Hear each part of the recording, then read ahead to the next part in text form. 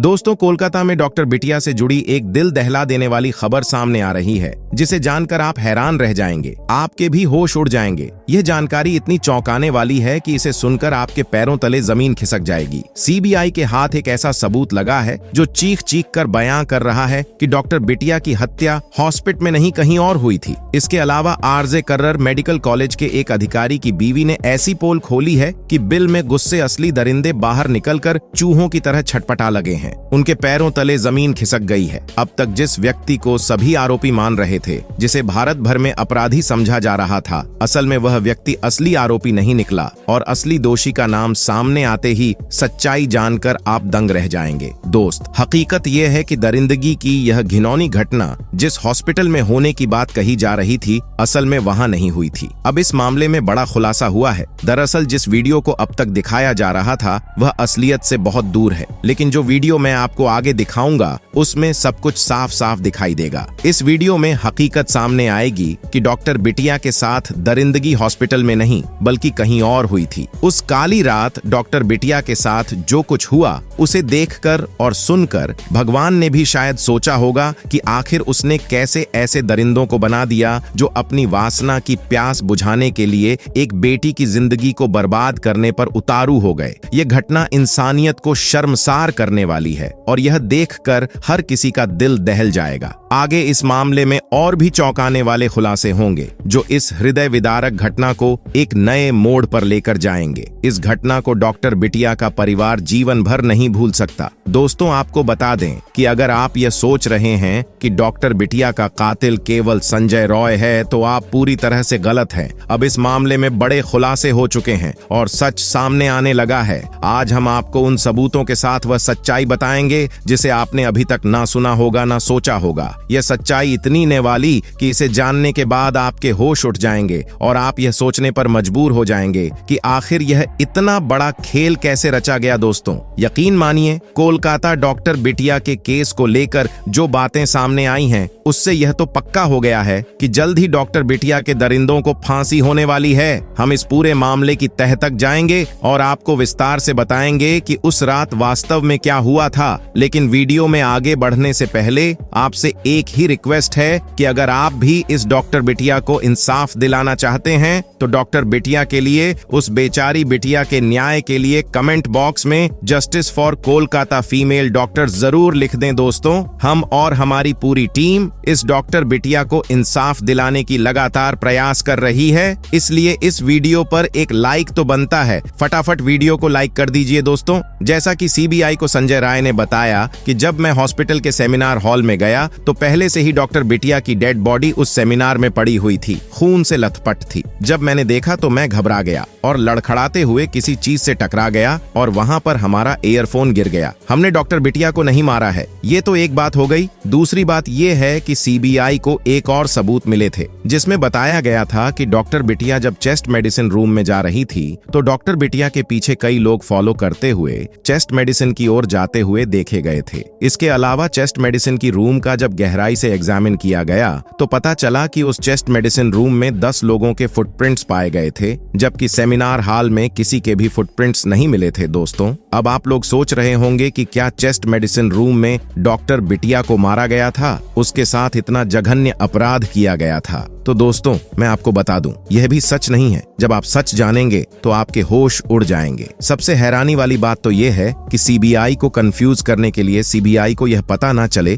कि असली जगह कौन सी थी जहां पर डॉक्टर बिटिया के साथ इतना बड़ा जघन्य अपराध हुआ। सीबीआई के माइंड को इस तरह डाइवर्ट करने की कोशिश की गई कि सीबीआई को यह पूरी तरह से लग जाए कि डॉक्टर बिटिया के साथ जो जघन्य अपराध हुआ यह सेमिनार हॉल में ही हुआ था। उसके बाद सीबीआई की पूरी नजर और कहीं ना जाकर कि इसी सेमिनार हॉल के इर्द गिर्द ही घूमती रहे और इसी में सीबीआई फंसती रहे। दरअसल डॉक्टर बिटिया के साथ हुए अपराध के तुरंत ही बाद जिस तरह सेमिनार हॉल को तोड़ा गया, जिस तरह सबूत को मिटाने की कोशिश की गई, यह पूरा मामला सिर्फ और सिर्फ सीबीआई को डाइवर्ट करने के लिए किया गया था और इससे रिलेटेड सीबीआई के हाथ एक ऐसा सबूत भी मिल गया है जिससे अपराधी के मास्टरमाइंड का पूरा खेल समझ में आ गया है। है। दरअसल सीबीआई के हाथ एक ऐसा लेटर लगा है जो इस केस में एक अहम सबूत माना जा रहा है, और यह लेटर किसी और ने नहीं, खुद संदीप घोष ने लिखा था, जिसमें संदीप घोष ने पीडब्ल्यूडी से सभी विभागों के डॉक्टरों की कमरों की मरम्मत और रिकंस्ट्रक्शन करने के लिए कहा था। पहले यह समझा जा रहा था कि पीडब्ल्यूडी को रिनोवेशन का काम शुरू करने का निर्देश आरजीकर मेडिकल कॉलेज के किसी प्रशासनिक अधिकारी ने दिया था, लेकिन परमिशन लेटर मिलने के बाद यह साफ हो गया है कि घोष को रिनोवेशन कराने की जल्दी थी। इन्वेस्टिगेशन कर रहे अधिकारियों का कहना है कि इस डॉक्यूमेंट से यह साफ हो रहा है कि घोष को रिनोवेशन कराने की जल्दी थी, लिहाजा यह डॉक्यूमेंट डॉक्टर बिटिया के रेप मर्डर केस के बीच कड़ी जोड़ने में मदद कर सकता है। इसके अलावा डॉक्टर बिटिया का जो डीएनए रिपोर्ट आया है, उसके हिसाब से सिर्फ और सिर्फ संजय राय को ही असली कातिल माना जा रहा है। लेकिन जिस तरह संदीप घोष का लेटर मिलना, सीन ऑफ क्राइम को तहस नहस करना, 150 ml सेमन का मिलना, इसके अलावा यह भी हो सकता है कि यह दर, जो कि काफी पावरफुल बताया जा रहा है, हो सकता है कि पैसा देकर डीएनए रिपोर्ट को भी बदलवा दिया हो। जब इतना कुछ कर सकता है तो यह भी कर सकता है। यह सारी बातें यह स्वीकार नहीं कर पा रही हैं कि डॉक्टर बिटिया के रेप और मर्डर में सिर्फ और सिर्फ संजय राय ही था। इसमें संदीप घोष के अलावा कई और बड़े चेहरे भी हो सकते हैं। इसलिए सीबीआई भी अभी कंफ्यूज में है। सीबीआई अभी फाइनल नतीजे पर नहीं पहुंच पाई है। इसलिए सीबीआई ने डॉक्टर बिटिया के शरीर से जो 150 मिलीलीटर सीमन मिले थे, उसके हिसाब से फिर से डीएनए रिपोर्ट तैयार करने के लिए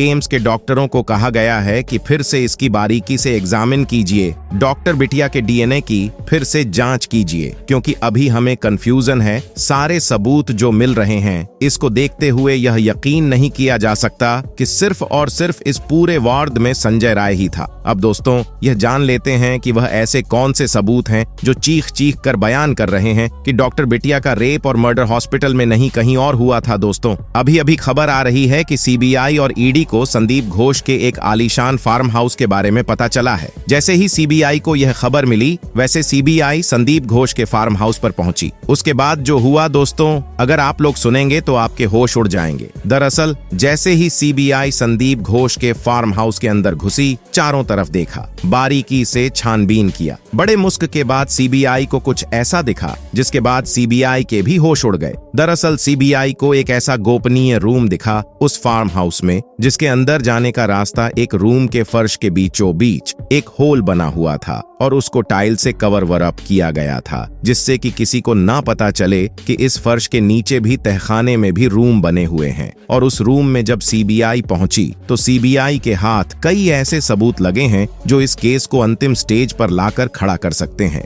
दोस्तों, फार्म हाउस के इस गोपनीय कमरे के अंदर अजीबोगरीब चीजें पड़ी हुई थी, गंदी सी स्मेल आ रही थी। सीबीआई के हाथ कुछ बाल के सैंपल भी मिले हैं। अब यह सवाल उठा रहे हैं कि क्या यह बाल डॉक्टर बिटिया के हैं या किसी और के हैं। वहीं इस फार्म हाउस के बारे में एक अधिकारी की बीवी ने ऐसी पोल खोली है कि सीबीआई भी दंग रह गई है। उसने बताया कि इस फार्म हाउस पर अक्सर पार्टियां होती थीं, बाहर से लड़कियां बुलाई जाती थीं, कुछ लड़कियां अस्पताल की भी जाती थीं, और यह संडे सैटरडे अक्सर होता था। जब सीबीआई ने पूछा उस महिला से कि यह आपको कैसे पता, तो उसने बताया कि हमारे पति ने बताया था। एक दिन हमारे पति उस फार्म हाउस पर गए थे संदीप घोष से कुछ डिस्कस करने के लिए, अस्पताल से रिलेटेड। लेकिन जब वहां यह सब उन्होंने देखा तो वह दंग रह गए और कुछ ही देर बाद वह वहां से लौट आए। बताया जा रहा है कि फार्म हाउस संदीप घोष के पत्नी के नाम पर है। करोड़ों की लागत से बना हुआ यह फार्म हाउस काफी आलीशान है। यहाँ पर स्विमिंग पूल की भी सुविधा है। यह फार्म हाउस करीब 2 बीघे में बना हुआ है। फार्म हाउस और आसपास के इलाके में सैकड़ों बीघे जमीन है। स्थानीय सूत्रों के मुताबिक एक निजी कंपनी जमीन को कई प्लॉटों में बांटकर बेच रही है। दोस्तों, अब फार्म हाउस में जो सीबीआई के हाथ कुछ बाल लगे हुए हैं, इससे अब यह साबित हो जाएगा कि अगर यह डॉक्टर बिटिया के बाल पाए गए तो यह पूरी तरह से कंफर्म हो जाएगा कि डॉक्टर बिटिया का मर्डर और रेप इसी एफ हाउस के इसी गोपनीय रूम के अंदर हुआ था। दोस्तों, जरा आप भी सोचिए कि आजकल हॉस्पिटल में पेशेंट भी थे, पेशेंट के साथ उनके घर वाले भी थे। महिला डॉक्टर उनकी ट्रीटमेंट कर रही थी और हॉस्पिटल लपालप भरा हुआ था। ऐसा तो था नहीं कि हॉस्पिटल पूरा सुनसान था, कोई नहीं था वहां। अस्पताल में पूरी तरह से चहल पहल थी। तो जरा सोचिए कैसे किसी को नहीं पता चला कि डॉक्टर बिटिया के साथ इतना बड़ा जघन्य अपराध हो गया। डॉक्टर बिटिया के चीखें किसी को क्यों नहीं सुनाई पड़ी। इसके अलावा डॉक्टर बिटिया जी मरीज का का ट्रीटमेंट कर रही थी। उसके साथ जो लोग थे उन्हें भी तो बीच में किसी चीज की पूछताछ के लिए डॉक्टर बिटिया की आवश्यकता जरूर पड़ी होगी। क्या कोई सेमिनार हाल तक नहीं आया होगा? यह सारे कंफ्यूजन दोस्तों आई बने हुए हैं। किसी को यकीन नहीं हो रहा है कि अस्पताल में इतना बड़ा जघन्य अपराध हो जाए और किसी को पता न चले।